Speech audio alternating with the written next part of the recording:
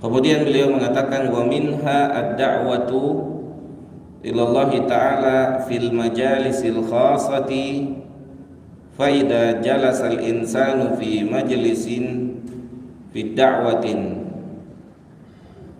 fa hada majalun lid-da'wati ilallahi azza wa jalla walakin yanbaghi an takuna ala wajhin la malala fihi wala ithqal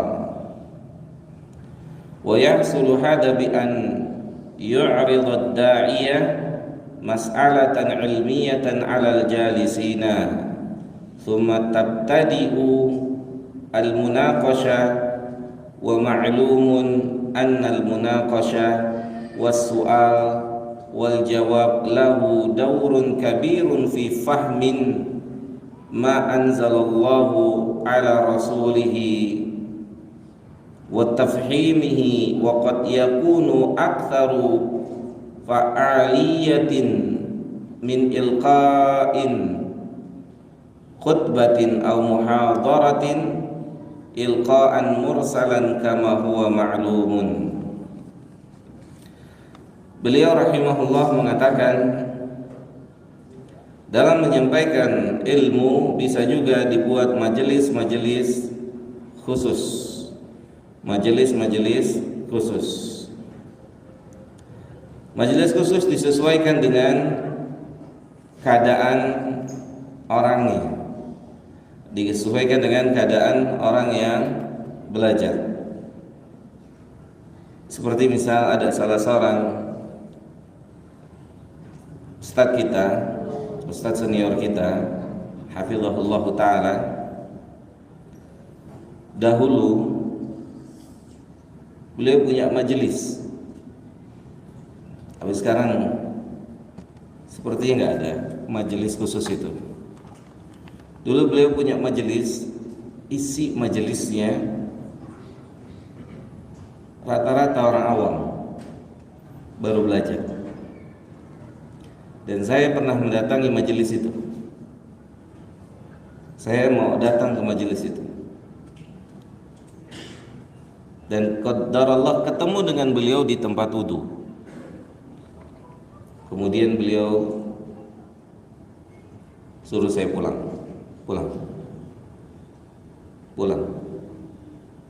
Ini bukan tempat antum. Beliau bilang seperti pulang, ini bukan tempat antum. Pulang. Saya disuruh datang di waktu yang lain, datang di hari yang lain, yang memang khusus pelajar. Pulang. Apa alasan beliau tidak memperkenankan kita yang sudah belajar untuk duduk di majelis itu? Banyak alasannya. Kita akan melihat beliau akan menjadi sosok yang berbeda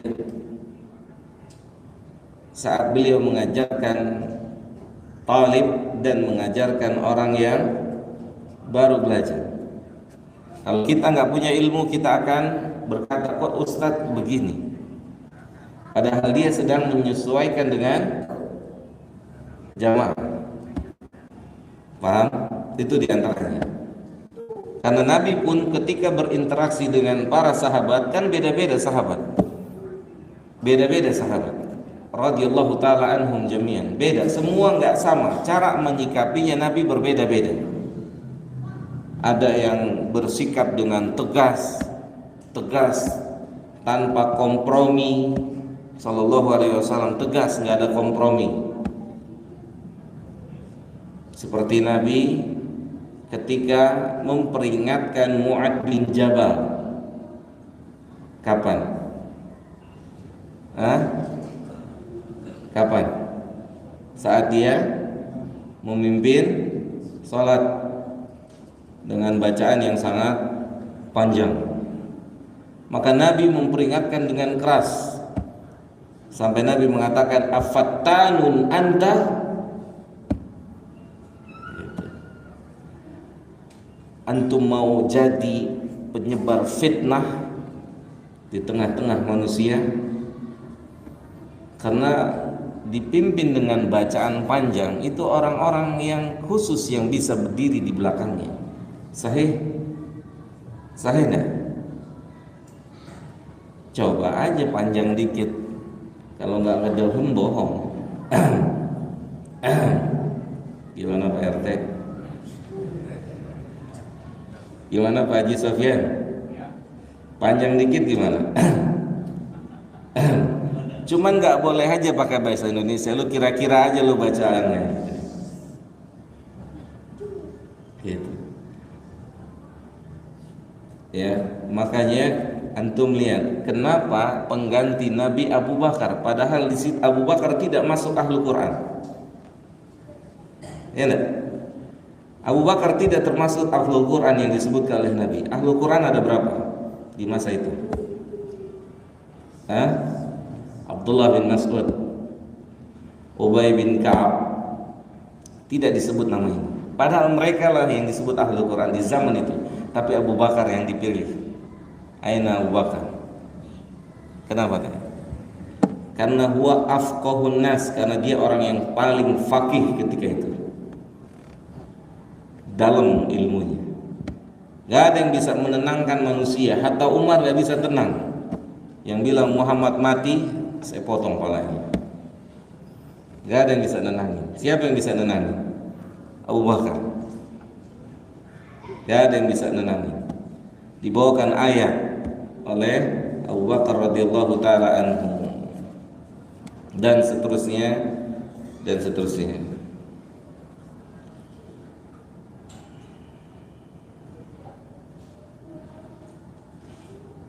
Kemudian majelis orang awam atau majelis orang-orang yang baru belajar, tentunya kita akan melihat banyak sekali orang-orang yang belum menjalankan syariat, dan terkadang kita lebih nggak sabar dibanding pengajarnya, seperti yang terjadi di masa Nabi. Bukankah sahabat marah saat ada orang kencing di masjid? Marah nggak sahabat? Marah. Cuma sahabat bisa mengontrol dirinya karena ada Nabi.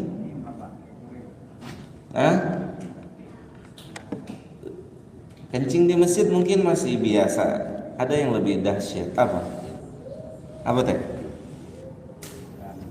Kencing di masjid itu sudah luar biasa, tapi tidak lebih luar biasa dari ada yang satu lagi apa? Minta izin sama Nabi untuk berzina di depan orang. Ya Rasulullah, saya minta izin dong untuk berzina. Nah lu gimana teh? Ketok kepalanya. Wah, sahabat geram. Nabinya gimana? Marah? Enggak. Itu dia. Menyikapi manusia itu berbeda-beda. Menyikapi manusia berbeda-beda tergantung kadar keimanan dan keilmuan masing-masing. Begitu, ya.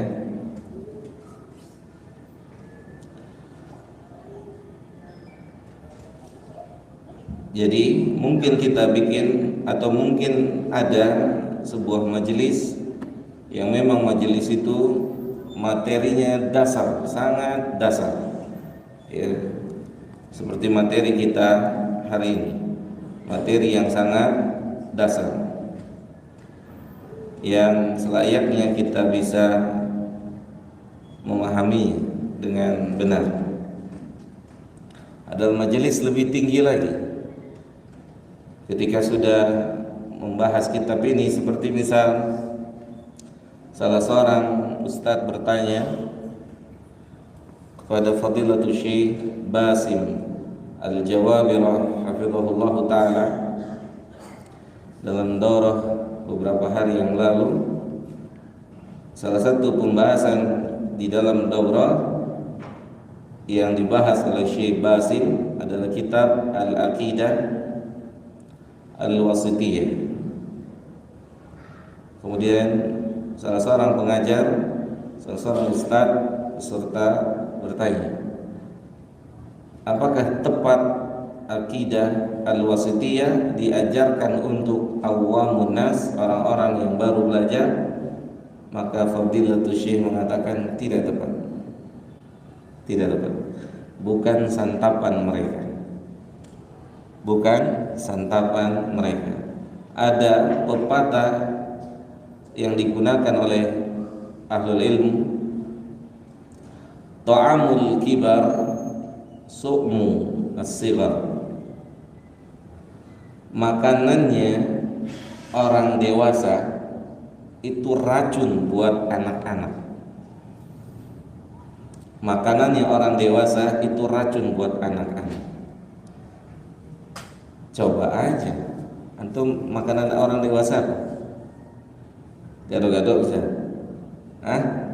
Antum kasih anak-anak 2 tahun misalnya, 3 tahun gitu, gak masuk, racun buat dia.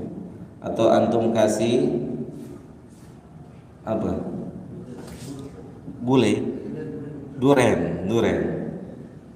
atau makanan-makanan dewasa, dia akan menjadi racun buat anak-anak. Dan begitulah dalam dunia ilmu. Sebenarnya bukan ilmunya yang salah atau tidak bisa disalahkan pada ilmunya atau ahlul ilmunya, tapi setiap orang harus tahu di mana kebutuhannya atas ilmu. Disitulah dia duduk, disitulah dia bermajelis. Sebagaimana disampaikan oleh Syekh Shalih Utsaimin hafizahullah taala, ya, duduklah bersama yang sejalan dengan kebutuhan kita atas ilmu. Ya, kita nggak pernah lihat atau nggak pernah dengar anak TK itu stres sekolah. Ya nggak? Benar nggak? Anak TK tuh nggak pernah kan antum dengar anak TK stres dalam sekolah. Kenapa? Pas, tempatnya pas. Coba anak TK antum masukin di kelas 3 SMA. Apa yang terjadi? Apa yang terjadi? Hah? Ya begitu deh. Sebaliknya, anak kelas 3 SMA antum masukin di kelas TK. Berarti semua harus menyesuaikan dengan kondisinya masing-masing. Jelas ya?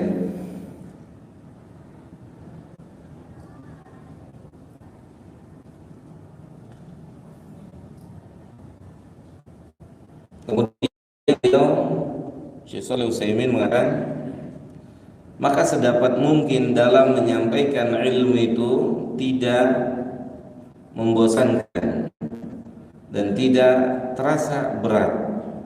Bagaimana maksudnya? Beliau mengatakan seperti misalnya terkadang dai mengajak atau bertanya kepada jamaah, ya, mengajak berdiskusi kepada jamaah. Sebagaimana Nabi dalam mengajar terkadang bertanya kepada sahabat, ditanya, siapa yang tahu di antara kalian tentang apa yang dimaksud dengan ghibah?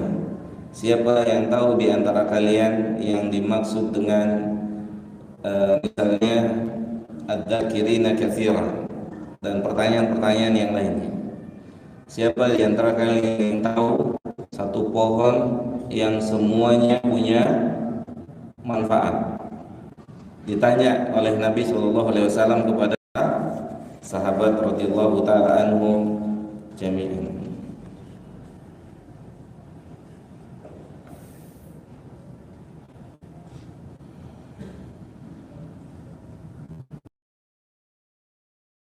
Dia mengatakan,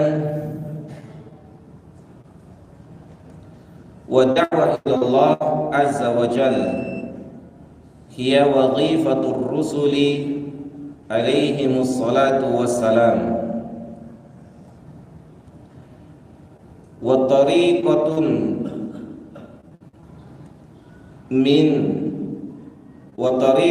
man tabi'ahum bi ihsanin.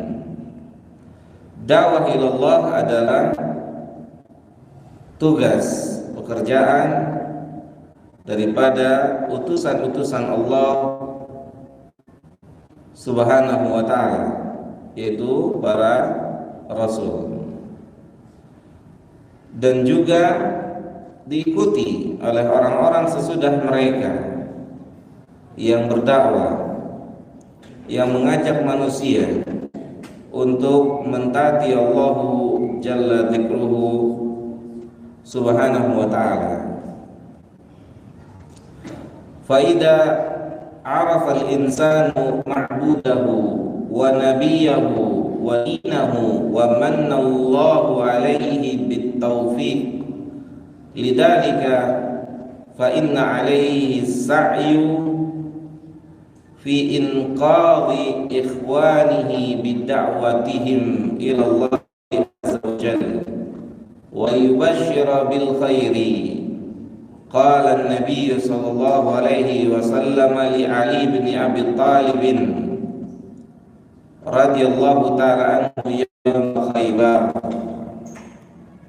"Infid ala rislik hatta tanzila bisahatihim ثم إلى الإسلام وأخبرهم بما يجب عليهم من حق الله تعالى فيه فوالله لأن يهدي الله بك رجلا واحدا منهم النعم متفق على صحته." Beliau rahimahullahu ta'ala mengatakan, dakwah ila tugasnya para nabi dan rasul kemudian diikuti oleh orang-orang sesudahnya. Maka jamaah yang dimuliakan oleh Allah Subhanahu wa ta'ala, beliau mengatakan, jika kita telah mengenal agama ini